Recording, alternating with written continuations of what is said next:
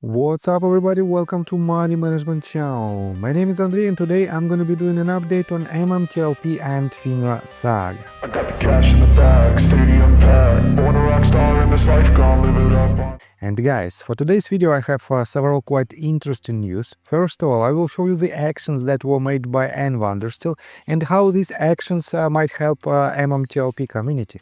On top of that, I will show you quite interesting update in regards to N. Vanderstill actions, and I will show you my point of view on this matter.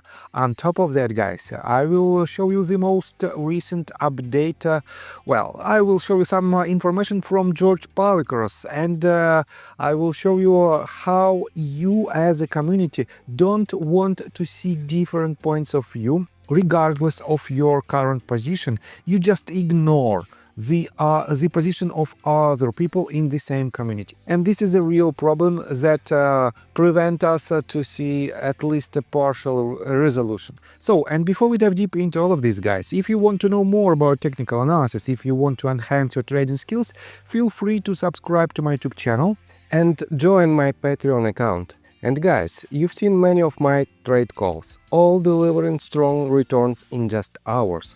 Now it's your turn to trade smarter.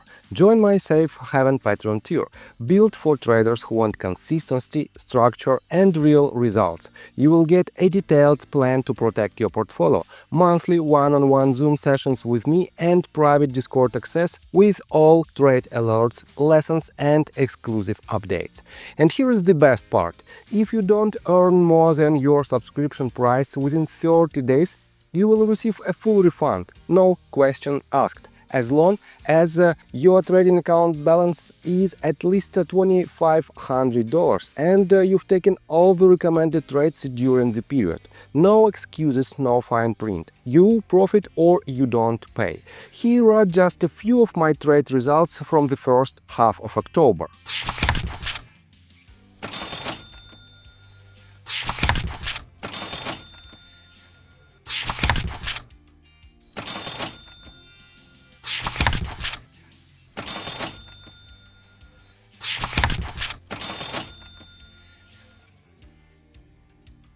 But don't wait, this offer is available for a limited time only. Once the spots are filled, enrollment will close. Join today and let's start building your edge in the market. So, and let's begin with this tweet that was written by N. Vanderstill just yesterday. She wrote this: SEC FOIA delay, MMTLP MIFID2. A FOIA release shows SEC emails to Congress where staffer Tyler Sawyer confirms he received MIFD2 and MMTLP response letters from the SEC. April 4th, 2025. FOIA filed for those MIFID2 records. August-September 2025, no response. October 2025, SEC promised completion by December the 1st, no records produced. January 2026, deadline pushed to March 31st of this year. SEC acknowledges records exist, still no release. Oversight needed. And guys, you can see that, it is a clear evidence that someone wanted to kick this can down the road for as long as possible, and they successfully do it for 4 years, and almost 4 years, and definitely it is not the best choice to try to again expose these people. We have to sue them, and this is the only reason how we can drastically improve our case and how we can drastically push it forward to the resolution. So she also added this: when we say MFID2 response letters were sent to congressional offices, it means this: members of Congress asked the SEC questions about MMTLP. The SEC replied in writing and included explanations about MIFID2. Those letters were sent to congressional staff. The SEC now delays releasing those same letters to the public. That's the issue. And yes, a lot of countries have a lot of bureaucratic procedures that drastically reduces its efficiency, and the United States is not an exception.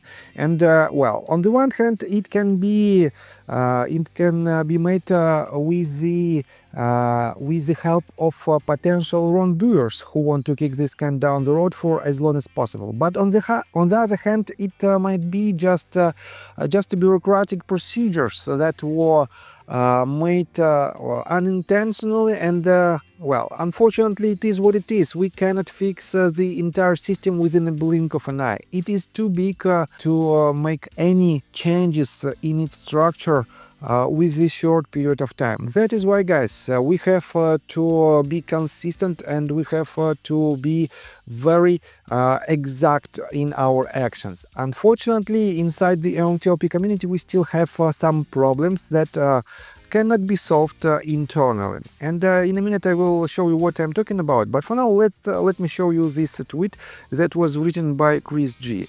In response to N. Vandersteel tweet, he wrote this: MMTLP has been the exception to FOIAs from the SEC. Why does the SEC release 11.57% of all FOIAs as requested, yet only 0.04% of all MMTLP requests? Make you wanna say, pretty shady. Ask yourself, why? This is the latest data from the SEC. Tell me, what do you think it is? And guys, I have to admit that the number of 11.57% relate to all FOIA letters, all FOIA requests that were made for, let's say, a couple of years. But we know that MMTLP community made these FOIA requests with a very high frequency, and some of these requests were completely similar to previous ones. That is why, with the total amount of requests that can be a huge number, the number of requests the FOIA list is not the biggest one. This might be the answer, or I might be completely wrong, and again, someone want to hide some information. Let me show you another very interesting tweet from N. Vandersteel. She refers to the tweet that was written by Dr. E on January 21st. And Dr. E wrote, "Would be nice if they granted McCabe's request from February the 5th of 2024. All the it will trade, it will settle BS is irrelevant. Get Greg McCabe to the bleeping table already." And this is the letter that was written by Greg McCabe. He asks, he wrote it to Mr. Robert Colby. He asks for the meeting with Mr. Colby in order to in order to settle some details with MMTLP shares. And N. Vandersteel wrote this: "Seems like someone at the SEC is dodging the inevitable. Great job, Greg McCabe. Keep up the pressure. Eventually someone will crack and blow the whistle. Or, and if you are that soul with the conscience, send me an email. We will get you an attorney and that golden ticket known as your whistleblower protection paperwork. MMTLP army is not going away." And guys, yes, this letter was written by Greg McCabe, but the date, basically it was written literally 2 years ago. And since then, guys, we don't have a lot of information from Greg McCabe himself. He hides a lot of information, and he doesn't want to disclose it to existing shareholders. And this is a very huge problem. On top of that, I want to show you well, very interesting comment from HarleyHard08. He wrote 14 hours ago in response to this: "Journalists should submit FOIA requests, would get better results." And N. Vandersteel wrote this: "Done, and we have the proof of collusion between Wall Street and the SEC." So, which means potentially she has even more FOIA answers that were filed by journalists. And well, if she has this information, definitely it is a very good step towards the resolution.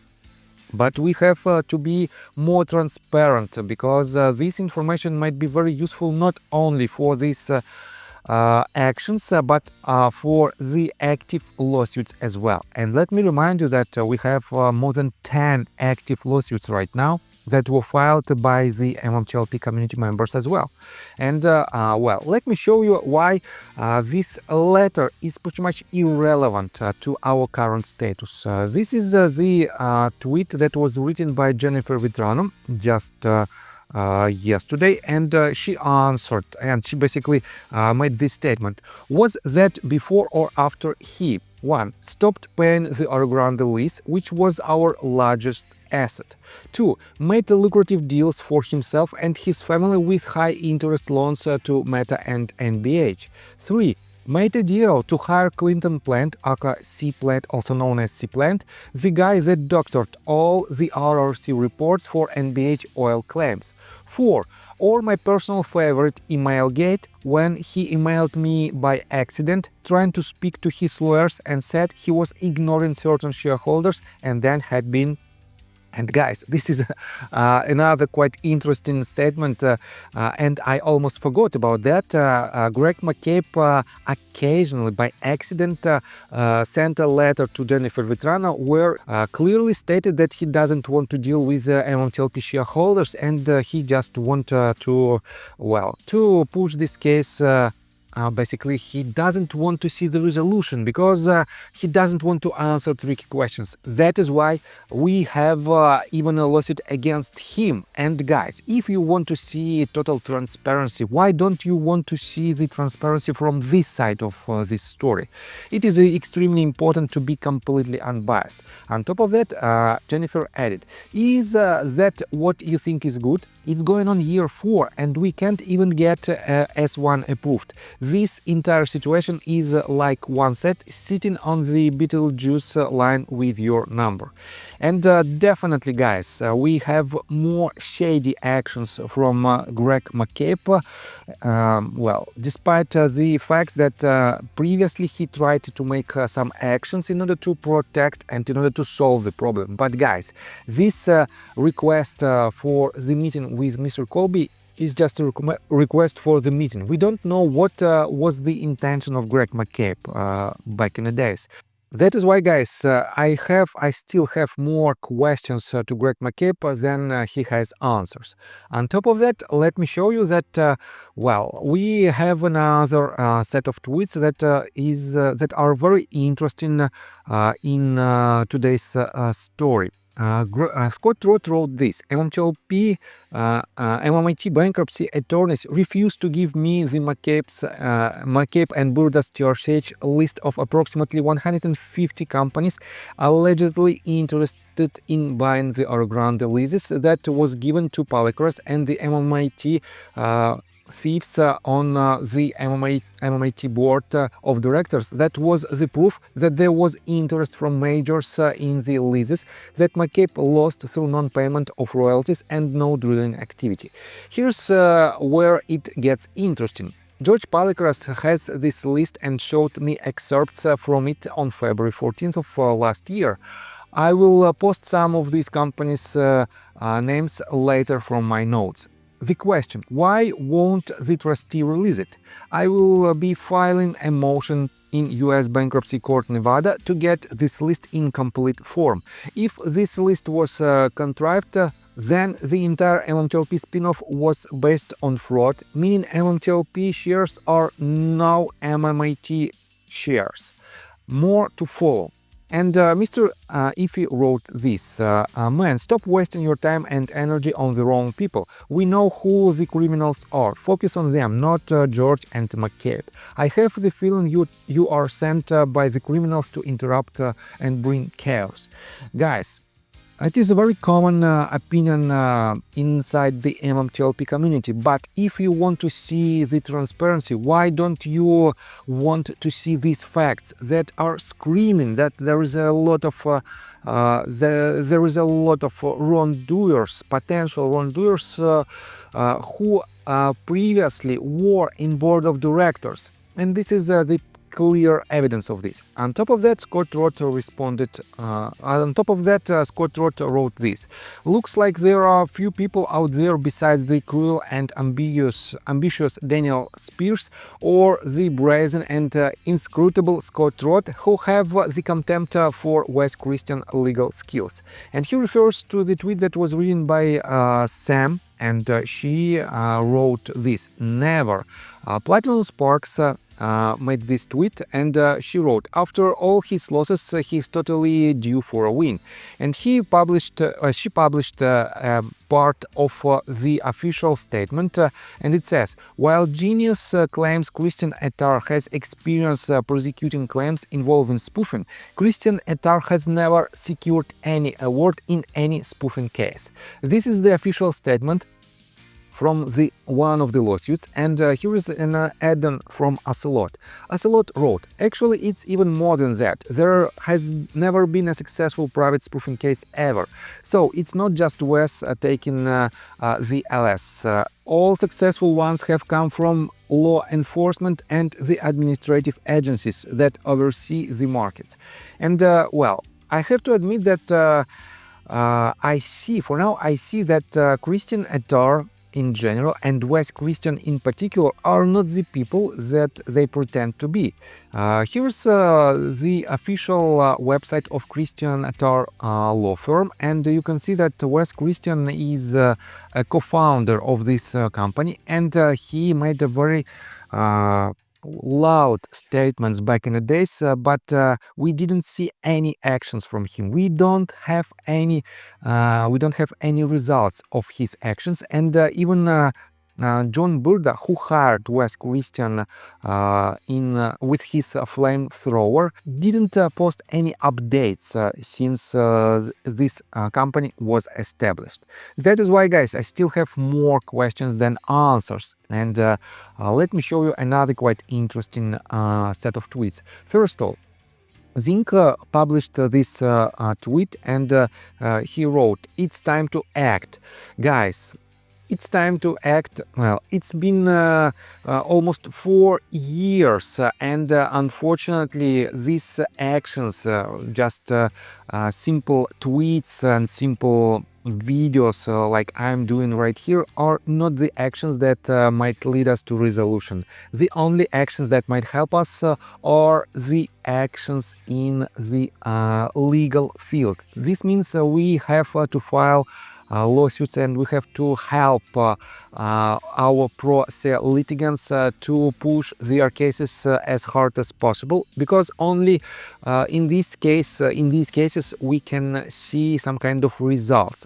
Yes, potentially it might be useless, but it is just a chance to win this battle. On top of that, guys, you know that just yesterday or just a couple of days ago I showed you the battle, so-called battle between Sam and George Palikors, where George Palikors responded to Sam's tweets because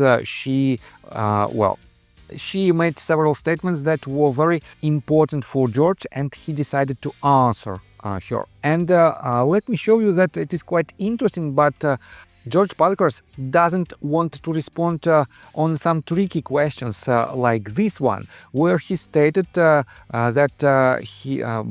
Palikors claimed TRCH was speaking to the right potential buyers and were top tier. However, Torchlight had not identified any buyers. In fact, George admitted in sworn testimony at the time he had no knowledge of potential MMTLP buyers or active negotiations, which means he admitted by himself that he lied to MMTLP community, and he doesn't want to say it publicly in his tweets that yes, he made a mistake, and he apologized for this. Unfortunately, it is what it is, and we have to see all the parts of this story. And for now, guys, I want to pay attention to, again, two parts of the MMTLP community. One part is claiming that, and I showed you this in my previous video, that it was an order with the status too late to cancel, with an amount of from $200,000 all the way up to $1 million. And too late to cancel means that it was processed, it was executed, and a lot of people from MMTLP community, from one side of MMTLP community, rely on this status, too late to cancel. But we also have another part of the community which relies on this status, rejected. Bailey DeVroe wrote this tweet, and she pointed to the order status as rejected. Here you can see it on this screenshot that was made by Timeless team. And guys, that is why my point of view is following. I want to see an explanation from E-Trade. Why do we have this type of status of these orders in the or with the order status rejected? Which one is the real status, too late to cancel or rejected? And this is the explanation that I want to see through litigation process, through subpoena or any other legal actions, because it is one step towards the truth, and we have to find it out. So I think that's all information that I want to provide you. If you like my video, please hit the like button and subscribe to my channel with notification bell, and see you guys and girls next time. Bye. I got the cash in the bag, stadium packed. Born a rock star in this life, gonna live it up on the attack.